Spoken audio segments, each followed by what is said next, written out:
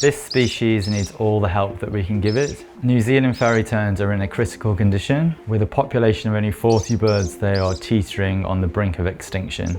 We need to pool all our expertise and use every tool in the box to bring the birds back from that brink.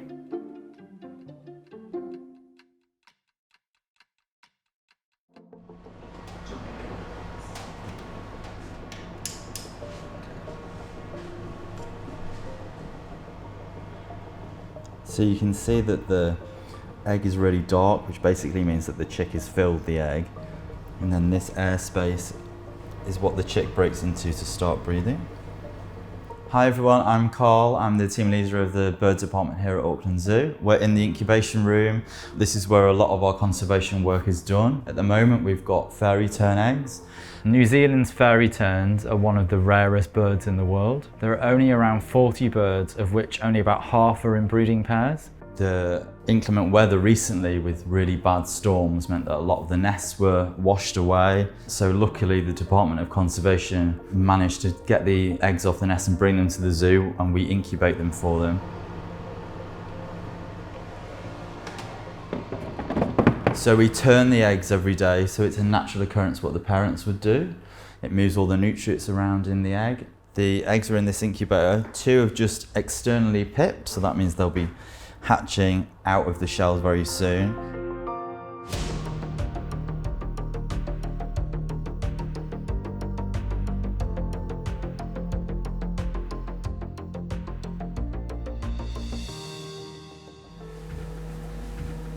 So this is the fairy tern. I'm just about to do a feed. He gets fed from 7:30 in the morning to 7:30 in the evening, every hour and a half. At the moment he's eating over 100% of his body weight, which is exactly where we kind of wanted him to be. He's doing really well. This is a little TLC brooder that keeps the temperature around 30 to 31. So this fairy tern project, if you like, is a collaboration with the Department of Conservation and Auckland Zoo. Hand rearing of fairy terns has not actually been attempted since the 90s. And the reason why it's not been done is because Doc went for a different approach. When nests got flooded because of inclement weather, we would take the eggs, incubate them, and then we would send them back. This gives the unhatched chicks the highest chance of surviving. But this only works if the parents return to the nest to take care of the eggs. To ensure this happens, Doc rangers will swap out their fertile eggs for artificial ones until the threat to their egg has passed. Unfortunately this year that wasn't possible for a few eggs. The nests were either washed away, or even with the artificial eggs, the parents still abandoned those nests. So we did have 4 eggs that couldn't go back, and all 4 of those eggs hatched, but unfortunately only 1 of them survived. We're not sure of the exact causes why the other 3 didn't survive, but it could be for a multitude of reasons. As soon as they hatched, they had very low vitality compared to the chick that survived, and we know that those eggs had been through a lot.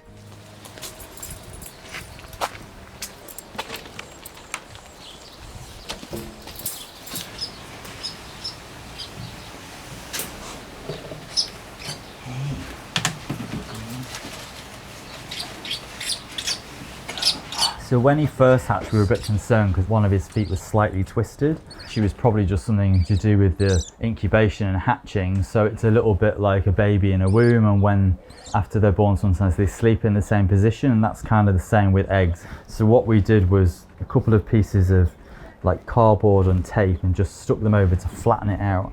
So he's walking around with a bit of a weird flip-flop on for a few days, and then we took that off. And it's completely worked. It's completely flattened his foot out, and he seems completely fine now. He can run around really easily, and he's not bothered by it.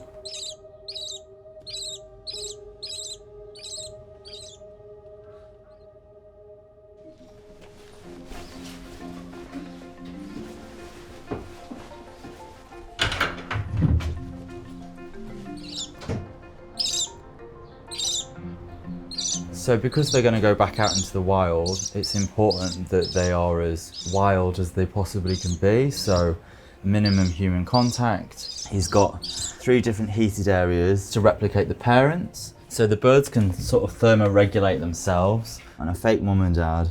And now we've set up an extra bit, which is like a little beach. So what we'll do is we'll get him to come over here and feed him in this sand area. That's it. There you go. The Department of Conservation are supplying fish for the fairy tern to eat. So they're supplying live fish on a daily basis, helping us with shifts for feeding because it's a lot of work.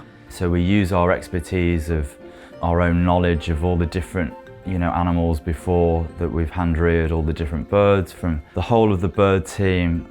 I think we've got it down pretty well with this guy. He is over a week old now. He's thriving really well, he eats really well. That's it, that's strong. He's eating up to 50 fish a day.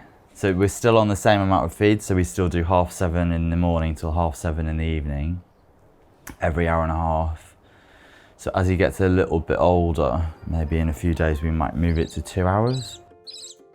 We've been successful with this one chick and we've learnt a lot in these past weeks. All that information will be shared with zoos around the world if they need it. And this is what conservation collaboration looks like.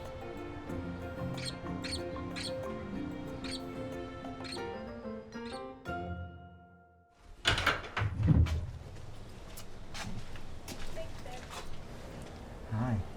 Come over here.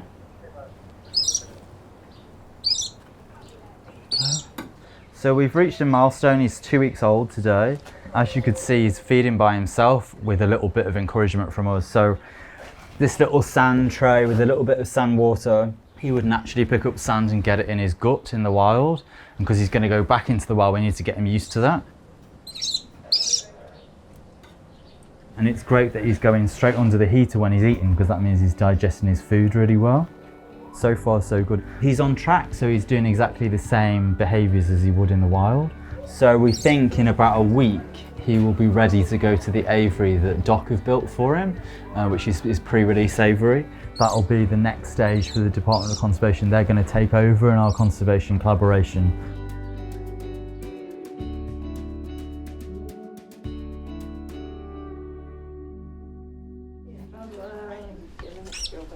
Yes, okay. You can do a wiggle, aren't you? Yeah, okay. Okay, he's 52.1. So the Department of Conservation came to the zoo this morning. He was banded so that the rangers from DOC can identify him once he's released and back into the wild.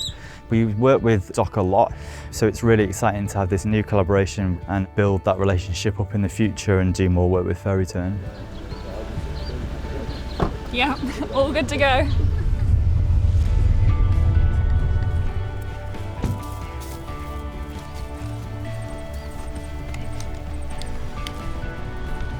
So this is the release aviary. So he already eats by himself, but he needs to learn to fish off the wing. So when he flies and catches fish in the water, he'll learn that in the next probably 2 to 3 weeks in this aviary before he's released. So this is a live feed from inside the aviary. So this aviary has been purpose-built for the fairy tern. So the sea is the other side of this dune. Inside there's a soft netting as well, so there's an aviary within an aviary, if that makes sense. And that's because when he starts flying and learning to fish, he may slightly hit the sides and we don't want him to hurt himself. So that's why that's there. Amazing. Pretty emotional day, so I'm one of the only DOC rangers who has been with the chick all the way through, and now we're moving out here, so we've got rangers on. He'll be watched all the time and the rangers are going to be out here until 7 o'clock tonight as well. We'll be watching his behaviours and we'll be watching him eating, and when he's big enough to figure out what the big drink over there is, we're hoping that he'll start fishing for himself. We're all pretty emotionally attached, but it's a very exciting day. Raising fairy tern in captivity hasn't really been done before. So the decision was made to do the first 3 weeks at the zoo and then bring it out to this, I guess, specially built facility to teach the chick to fish and forage and fly in more of a natural environment.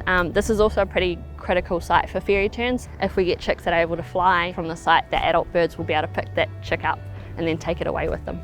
Progression with these guys is pretty quick. I mean, we've gone from an egg to a chick feeding by itself and moving around by itself within 20 days. So we're hopefully looking only in a couple of weeks that it's going to be flying really well and being able to forage quite successfully by itself. We can then open up the door and continue to feed it outside the aviary, and then with the hope that it's slowly going to progress out towards the stream and then start foraging by itself in the stream. It's pretty incredible to be able to try this, and what we've learnt so far is pretty amazing. I think it's going to put us in good stead for the future, hopefully.